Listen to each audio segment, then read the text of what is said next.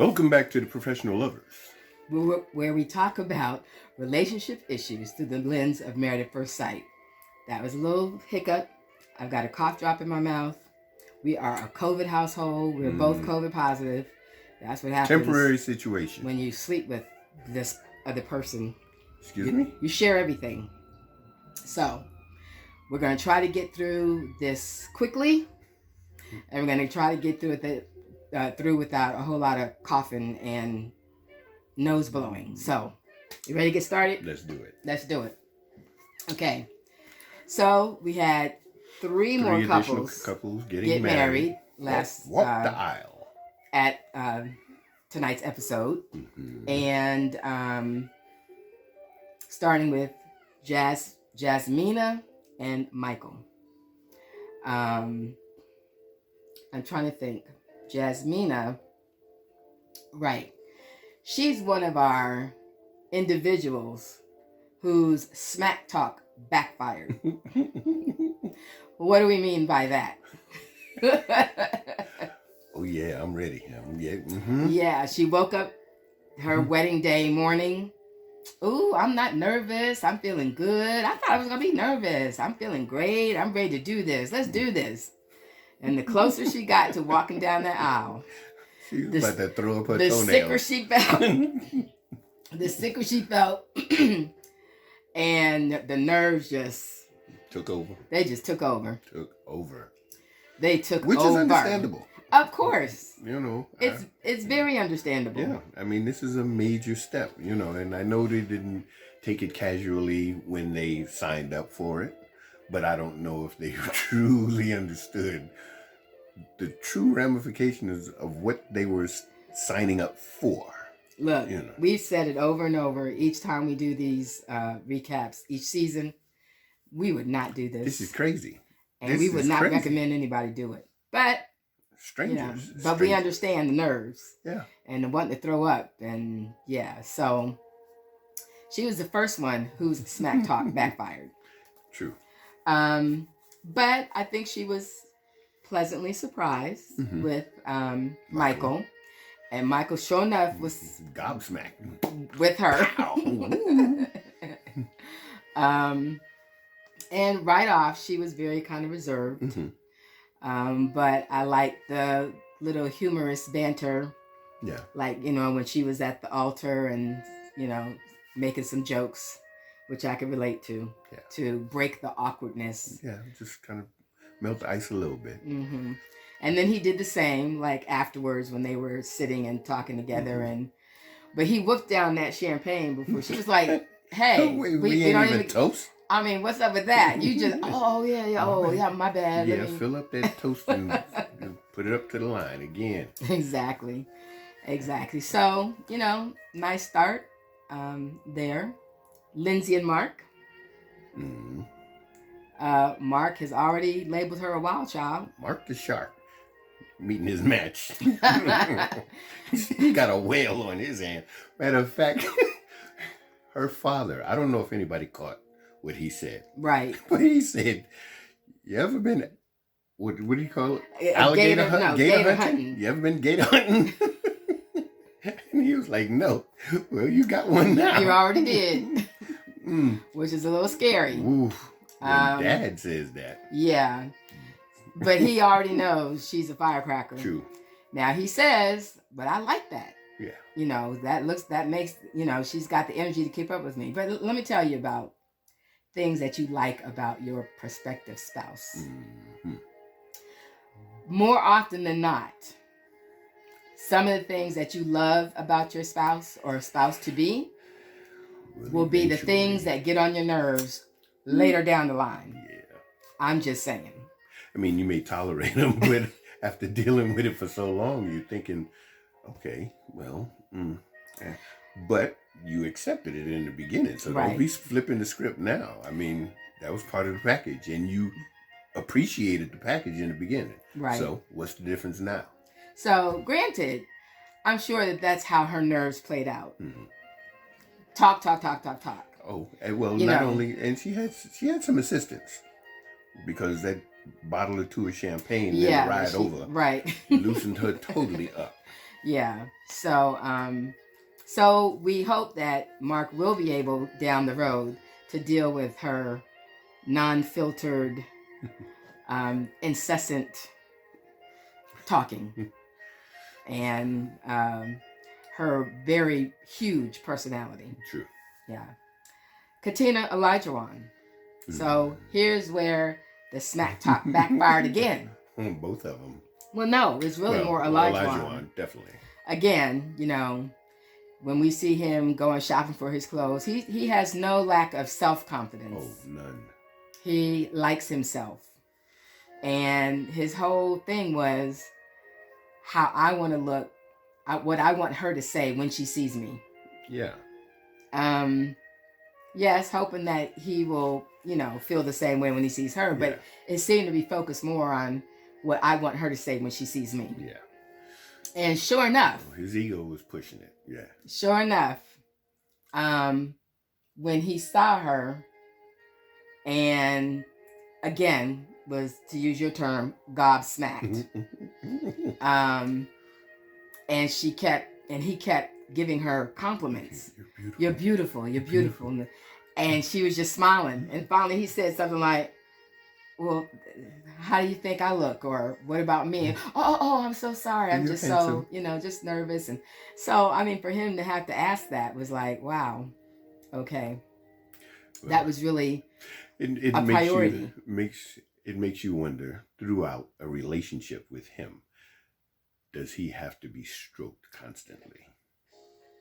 And as an ex-playboy, as he terms himself,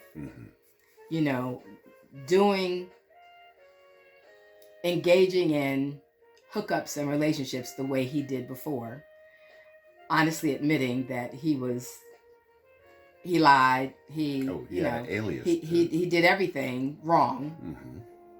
Again, a lot of those habits get sort of ingrained, and you have to change that way of thinking. True. And we've said from the last show, if he's going to have a hard time changing that way of thinking. And his brother and one of his friends who went tuck shopping with them kind of said the same thing. They were worried that, number one, his expectations are too high. True. And sure enough, when they talked about him wanting somebody who cooks, her face was like, ooh. Matter of fact, you heard the undertone from her side, from like, the whole side, and there was her entourage was like, and of course he was like, oh, okay, we'll do it together. We'll work on that together. So that's which, in all actuality, in my opinion, that was the first time that even a compromising thought came through his lips when he said that we will work on that together. So. And hopefully he will do that, just like Keith and Christine, I think from the Philly season. He had that same expectation. She was like, no. I can cook, but I'm just not cooking all your meals for you. She can wear a tool belt too. And, and he ended up willingly taking some cooking lessons to learn how to be able to do some things. So hopefully Elijahwan will be just as compromising, adaptable, yes, to that situation. Now, how did his smack talk backfire? Boyfriend boo-hooed on his best man's shoulder. Matter of fact, his best man had to pull him back into the room, like sobbing, audibly sobbing as his time grew closer. So the nerves got the best of him, and just like Lindsay, his nerves came out in him. And she was kind of like, oof, okay. He's a lot to handle. Yeah. He's got a lot to say. But so that was kind of interesting to see how those two particularly just kind of melted down from the emotions of what they were getting ready to do. Yeah. Noe and Steve. Did they actually get married? No, actually they didn't. They showed up to the marriage. Oh, okay. Okay, yeah, right. they didn't actually Right. go through. Oh no, but I thought he walked down and the mom said, "Oh, he's handsome," and that was it. Oh, You never saw Noe come. Matter of fact, she was coming around the little grass wall. Yeah. Okay, and so actually we only saw 2 actually get married. Yeah. But we know that there's a 4th one that is going to get married, and there's a 5th that is going to get married too, that I'm interested in really seeing. Yeah, because she's already exhibited some issues of inflexibility. Yeah. I'm gonna label it that. Right. Okay. Inflexibility. Okay. A certain inflexibility. Yeah. Pickiness. Yeah. Yeah. And it's kind of control from. Okay, so she goes dress shopping, but she brings with her 10 that she bought dresses that she's already bought, just in case she can't find one. Yeah. Okay. Now, 1, 2 maybe, but 10. 10.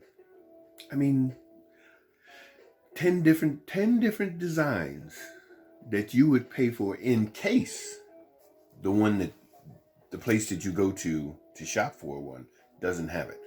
I don't quite comprehend that. Yeah, it's a little over the top, and it kind of demonstrates OCD.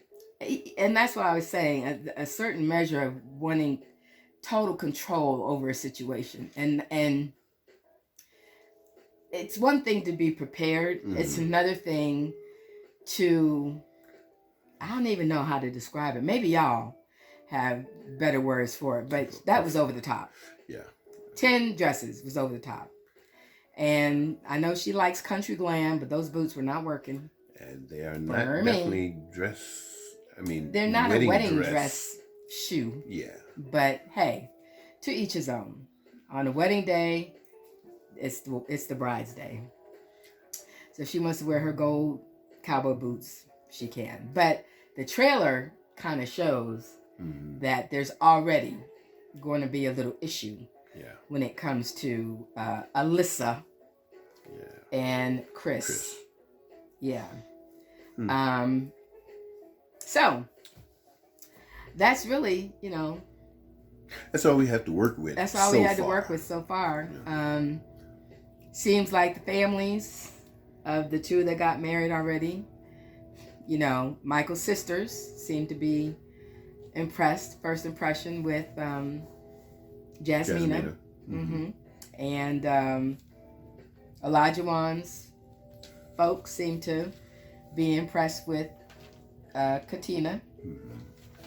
So, hopefully, as we watch next week, the families start to mingle at the reception and all that, and we'll get a little bit more flavor. So that's what we have. Short and sweet to the point tonight. Yeah. And we thank you for watching. And as we have said, over the past couple seasons, to stay safe, we did our best. We got through 2 years without getting COVID. But alas, it got to us. It hunted us down. But we're good. And hopefully we will be totally clear when we see you next week. So until then, peace. Enjoy.